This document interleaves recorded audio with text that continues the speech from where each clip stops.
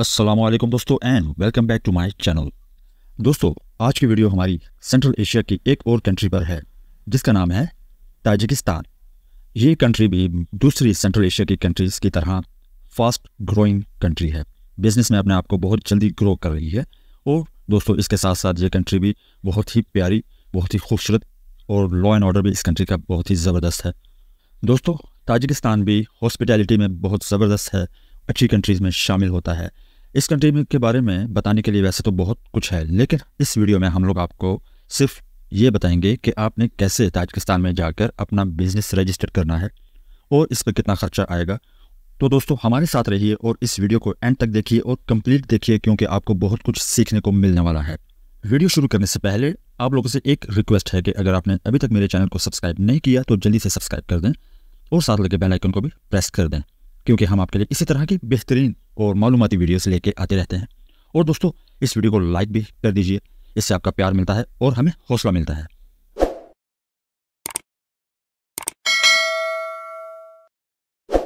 Welcome back दोस्तों, जैसा कि आपको पता है कि ताजिकिस्तान भी एक सेंट्रल एशियन कंट्री है और ताजिकिस्तान का जो कैपिटल है वो है दुशानबे।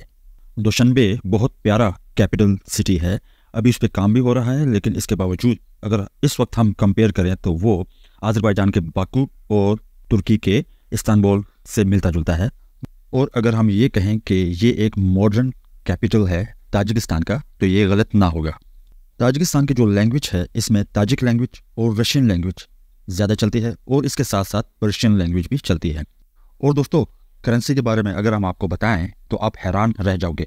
यहाँ की जो करेंसी है ताजिक सोम कहलाती है और इस वक्त आज की डेट में ताजिकिस्तान की करेंसी को अगर हम पाकिस्तानी रुपीस में कन्वर्ट करते हैं तो 1000 ताजिक सोम पाकिस्तानी 28,000 रुपीस में कन्वर्ट होता है।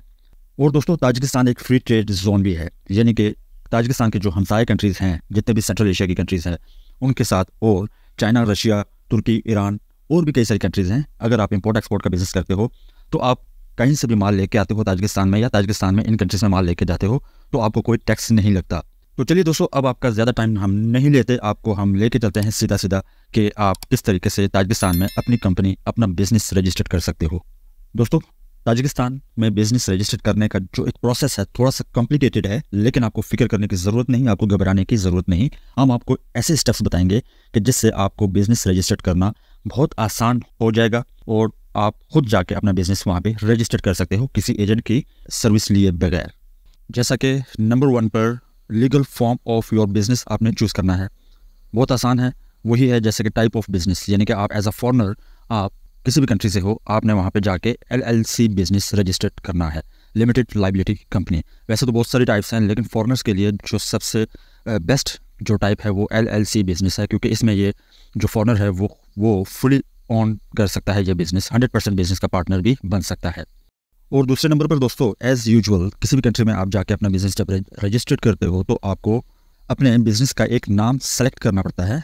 तो यहाँ पर भी ऐसा ही है, आपने अपने बिजनेस का एक यूनिक नाम सेलेक्ट करना है। जी हाँ दोस्तों, ये बात ज़रा गौर से सुनिएगा, क्योंकि ताजिकिस्तान में थोड़ी सी सख्ती है। आप जो भी नाम अपने बिजनेस के लिए सेलेक्ट करोगे वो ऐसा यूनिक होना चाहिए कि उस नाम पर पहले से ताजिकिस्तान में कोई भी बिजनेस रजिस्टर्ड ना हुआ हो। दोस्तों, इसमें कोई रॉकेट साइंस नहीं है, कोई मुश्किल नहीं है। आपने बस क्या करना है, आपने अपने बिजनेस के लिए कुछ 4, 5 या 6 नाम लिख के रखने हैं अपनी पसंद के, ठीक है। और उसके बाद आपने क्या करना है, आपने यही नाम लेके जाने हैं Tajikistan state committee investments and state property management के दफ्तर में। जी हाँ दोस्तों, ये स्क्रीन पर नाम लिखा हुआ आ रहा है, आपने बस यहाँ पे जाके इनको ये नाम देने हैं। बाकी ये जो दफ्तर है इसका काम है कि ये दफ्तर आपके जो दिए हुए नाम है इनके साथ मैच किए जाएंगे, और जिस नाम से नहीं हुआ होगा कोई बिजनेस रजिस्टर्ड पहले से, वही नाम आपके लिए सेलेक्ट किया जाएगा और फाइनलाइज़ किया जाएगा।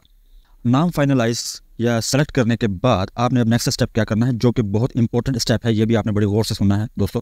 आपने कुछ डॉक्यूमेंट्स प्रिपेयर करने हैं, तैयार करने हैं, ठीक है, जिसमें आपने मेमोरेंडम ऑफ एसोसिएशन का और आर्टिकल ऑफ एसोसिएशन का, और इसके अलावा जो दीगर डॉक्यूमेंट्स हैं जो आपके पास होते हैं, जिस तरह के आप कहीं पर रह रहे हो, यानी कि अगर आपने कोई अपार्टमेंट लिया हुआ है तो उसका रेंटल एग्रीमेंट आपने साथ लगाना है, या आप किसी होटल पे या हॉस्टल पे रह रहे हो तो उसकी जो बुकिंग है वो आपने साथ अटैच करनी है। इसी तरह अगर किसी दोस्त या रिश्तेदार के पास रह रहे हो तो उनके जो डॉक्यूमेंट्स हैं वो आपने साथ अटैच करने हैं, और अपना पासपोर्ट होगा और आपका वीज़ा होगा, ये तमाम चीज़ें आपने साथ अटैच करनी है। लेकिन जो बताने वाली बात है कि आपने article of association, memorandum of association आपने कैसे तैयार करना है। इसके लिए भी दोस्तों आपको घबराने की ज़रूरत नहीं, ठीक है। नाम सुनने से ही तो आप घबरा गए होगे कि यार ये हम कैसे बना सकते हैं, तैयार कैसे कर सकते हैं, कहाँ से हमें लेना है ये फॉर्म। दोस्तों जिस तरह आप जिस किसी कंट्रीज़ यानी अरब कंट्रीज़ में आप जाते हो, दुबई, ओमान, कतर, तो वहाँ पे आपको मिल जाते हैं टाइपिंग सेंटर वाले। तो बिल्कुल इसी तरह आपको ताजिकिस्तान में भी आपको टाइपिंग सेंटर या इनसे रिलेटेड कोई ऐसी शॉप आपको मिल जाएगी जिनके पास ये तमाम डॉक्यूमेंट्स पड़े होंगे, ठीक है, ये फॉर्म पड़े होंगे, आपने उनसे लेने हैं और उन्हीं से टाइप कराने हैं। वो आपसे कुछ एक्स्ट्रा चार्जेस लेंगे टाइपिंग के, ठीक है, और आपको सारे डॉक्यूमेंट्स तैयार करके दे देंगे। तो इसमें आपने एक ख़ास ख्याल रखना है कि जो आप आर्टिकल ऑफ एसोसिएशन जब आपका फॉर्म फिल हो रहा होगा तो वो आपसे जो तफसील पूछेंगे तो वो आपने बतानी है अपने बिज़नेस के मुतल्लिक, यानी कि आपका जो बिज़नेस है उसकी एक्टिविटीज़ क्या होंगी, किस किस्म का बिज़नेस होगा, ठीक है। और बाकी तमाम भी जो तफसील है, डिटेल है, वो तमाम आपके पास ही होगी, कोई इतनी मुश्किल नहीं, आपके बिज़नेस के मुतल्लिक ही होगी। वो आपने सारी इनको बतानी है, वो खुद आपसे पूछेंगे और वही फॉर्म में इंटर कर देंगे। जी हाँ दोस्तों, इसी तरह से आपने अपने जो डॉक्यूमेंट्स है वो तैयार करने हैं और डॉक्यूमेंट्स तैयार करने के बाद यही तमाम डॉक्यूमेंट्स आपने और अपने बिज़नेस का जो नाम है जो आपने फाइनलाइज़ किया है, ये तमाम लेके आपने कहाँ पे जाना है, ये आपने लेके जाना है टैक्स अथॉरिटी में। दोस्तों टैक्स अथॉरिटी में आपने, जिसे हम कहते हैं टैक्स डिपार्टमेंट, यहाँ पे जाके आपने अपना बिज़नेस रजिस्टर्ड कराना है। यानी कि आप अपने ये तमाम डॉक्यूमेंट्स टैक्स अथॉरिटी में सबमिट कर देंगे, जमा करवा देंगे, तो उसके बाद आपको एक नंबर मिलेगा जिसे हम कहते हैं TIN यानी टैक्स पेयर आइडेंटिफिकेशन नंबर। जी हाँ दोस्तों, ये आपको एक सर्टिफिकेट मिलेगा, उस पर ये नंबर लिखा हुआ होगा, टैक्स पेयर आइडेंटिफिकेशन नंबर। जिस तरह हम पाकिस्तान में हमें NTN नंबर अलॉट होता है, यहाँ पे TIN नंबर आपको अलॉट होगा। टैक्स आइडेंटिफिकेशन नंबर मिलने के बाद आपका बिज़नेस टैक्स डिपार्टमेंट से रजिस्टर्ड हो जाएगा। इसके बाद आपने नेक्स्ट स्टेप में अब आपने जाके अपना बिज़नेस रजिस्टर्ड कराना है। जी हाँ दोस्तों, देखें ये काफ़ी आसान है, लेकिन बस सीक्वेंस आगे पीछे है, ठीक है, कोई इतना मुश्किल नहीं है, कॉम्प्लिकेटेड था, लेकिन मैंने आपको बड़े आसान तरीके से बता रहा हूँ। तो आपने ये तमाम डॉक्यूमेंट्स जो हमने पहले बताए हैं और उसके साथ साथ आपने टैक्स आइडेंटिफिकेशन नंबर जो आपको सर्टिफिकेट मिला है, ठीक है, टैक्स डिपार्टमेंट से, ये आपने साथ लेके जाना है और आपने अपना बिज़नेस रजिस्टर कराना है। ये आपने कहाँ पे लेके जाना है? जी हाँ दोस्तों, ये तमाम डॉक्यूमेंट्स आपने लेके जाने हैं state committee on investments and state property management के दफ्तर में। जी हाँ दोस्तों, ये काफ़ी लंबा सारा नाम है, लेकिन ये दफ्तर एक ही है। यहाँ पे आपने लेके जाने हैं ये तमाम डॉक्यूमेंट्स और सबमिट कर देने हैं, और साथ आपने रजिस्ट्रेशन फ़ीस है वो आपने पे करके उसका जो वाचर है वो साथ अटैच करके अपने डॉक्यूमेंट्स के साथ एक फ़ाइल बना के आपने इस दफ्तर में जाके सबमिट कर देने हैं, जमा करा देने हैं, और आपको 5 से 7 वर्किंग डेज़ में आपका बिज़नेस रजिस्टर्ड हो जाएगा। आपका बिज़नेस रजिस्टर्ड होने पर यहाँ से आपको एक सर्टिफिकेट मिलेगा जिसको हम कहते हैं बिज़नेस रजिस्ट्रेशन सर्टिफिकेट। जी हाँ दोस्तों, ये बिज़नेस रजिस्ट्रेशन सर्टिफिकेट मिलने के बाद आपका बिज़नेस फुली तौर पर रजिस्टर्ड हो जाएगा। लेकिन ठहरिए, अभी आपको कुछ और चीज़ें भी करनी है, ठीक है। आपको लाइसेंस लेना है, आपको परमिट लेना है और बैंक अकाउंट आपने ओपन करना है। इसके लिए आपको बिज़नेस रजिस्ट्रेशन सर्टिफिकेट मिलने के बाद आपने क्या करना है दोस्तों? बिज़नेस रजिस्ट्रेशन सर्टिफिकेट मिलने के बाद आपने अब अपने बिज़नेस के लाइसेंस के लिए अप्लाई करना है।